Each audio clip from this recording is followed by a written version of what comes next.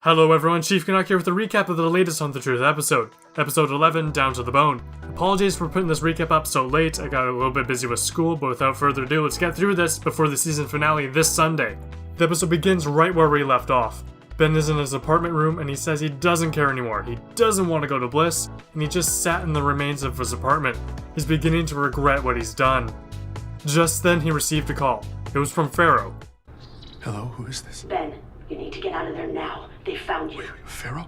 Wait, no, how did you... Listen to me. I told you I'd protect you. Now go before it's too late. Protect me? I don't even know who you are. How can I even trust I'm not going anywhere. Damn it, Ben. Have a pity party later. You need to get out of there now. Oni was there. Ben frantically moved from room to room, trying to find a place to hide. There was nowhere to go. They had found him. He was then jumped by the agents, but just as quickly as they jumped him, 2 gunshots rang. Then he heard a final gunshot and the last agent stopped breathing. I saw the shooter emerging from the shadows, snatching up the ONI compads and stepping right up to me. Do you trust me now? Yes, what? Yeah. More agents will be here in 2 minutes. You can wait here to die, or you can get your ass out that window right now. I did what she said. Okay. I just met Pharaoh. Pharaoh safely led Ben out of the building. They moved through the shadows and ducked into a drainage canal and stopped. She didn't have time to talk. She had only come to make sure Ben stayed a free man and to tell him to get off the planet. Pharaoh tells Ben that they will protect him and they're mobilizing in the outer colonies. Ben will be on his own for a few more days, but they'll provide him with resources. Pharaoh gave Ben an untraceable compad and a secure bank account. Ben was also told that he could access their network of safe houses once the lockdown is over with. Pharaoh said she's about to go dark and this time it might be permanent. The window is closing, the chief is still taking the fall, Ben's story did expose Oni, but the senators didn't bite on their hack at all. Now Oni has a chance to recover, so they're going all out while Oni is still weak. Ben convinced Pharaoh to hold off for a few days while he followed through with Petra's lead on Bliss. Ben thanked Pharaoh, then parted ways. He stocked up at a military surplus and then caught his ride out to deep space. Once he got there, he headed straight for the Office of Mineral Rights. He was pretending to be a prospector, but they only seemed interested in bribery. Ben quickly discovered what the industry accepted as compensation for transportation, access, navigation, and gear. 75,000 credits later, Ben was set. The claims coordinator was alarmed when Ben refused an escort on the planet. The coordinator warned Ben that since Bliss is a glass colony, the glass particulates in the ground and blowing in the wind could stab through bones. Ben signed the waivers and was offered some free advice. The wind has been picking up, so if he hears an alarm, he needs to get to cover, or it will tear his skin off. Once on Bliss, he noted the settlement was surrounded by quarries. Ben trudged on and past the quarries to explore the real glass planet. The terrain was brutal, and the climate was harsh.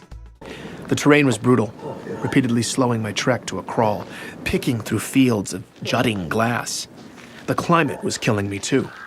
Constant thirst, despite constant water breaks. My skin felt like it was cracking beneath my soot-caked gear.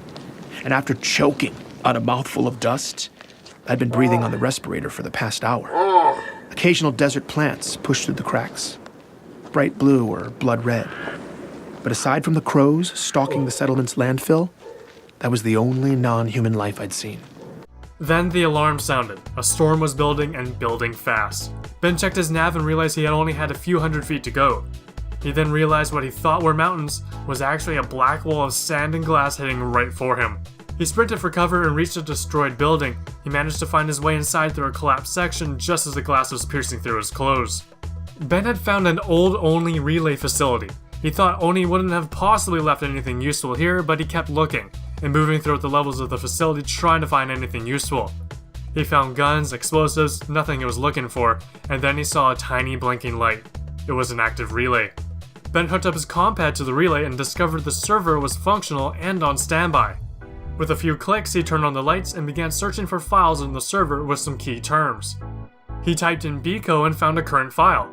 Ben then entered the raw file name for the video Pharaoh had leaked. He found it along with a second video Pharaoh hadn't seen. The second video was a composite of every single camera angle that day. The original video just showed Chief firing down the hallway where 4 civilians had died.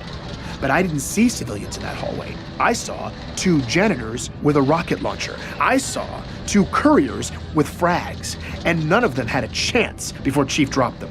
Shot for shot, bullet for bullet, I watched him take out the terrorists, firing his handgun exactly 12 times, hitting only assassins every time. I saw the bodyguard and 4 embassy guards firing at Sakibo himself. And the best part was, the coroner's reports backed up all of it. Ray's scavenger was dead on. It was indisputable. Chief killed the bad guys killed the innocents. I found Sakibo's original request for security and the UEG's immediate automatic rejection. I can't believe it. I had everything I needed to clear the chief. Ben didn't stop there. There was so much more Ben could get. He found psych profiles on him, conversations between Sully and his bosses, bullet points on his relationships. Then Ben found a list of his interviewees. Gabriella Dvorak's military records stated that she never set foot in Eridan S2, where she supposedly freed a young captive John. Thomas Wu, who lied about the rebel camps on Eridan S2, was bribed with extra funding for memorials and services for those who did survive insurrectionist camps that he and others did endure on other planets. Ben found the list of actors as well. Jacob Walker turned out to be played by Paul Gustafson, and Dion Governor was played by a fellow named Simon Kensington. Ben was still scared to prove the stories and accounts made by Anthony Petrovsky, the retired ODST who gave Ben some insight into the Spartan 2 program. But Ben went for it. And then the qualifications for the Spartan 2 program. A list of physical and mental criteria, genetic compatibility with a slate of augmentation procedures, and optimal age. 6 years or younger. I did one last search. John 117. There he was, on a list in 2517. I began to follow his name on a trail of documents that continued past the day his parents thought they'd buried him. The progress reports, written by scientists, language you'd use to describe an expensive technological prototype. But they were talking about a child. They had done that to a hero. To my hero.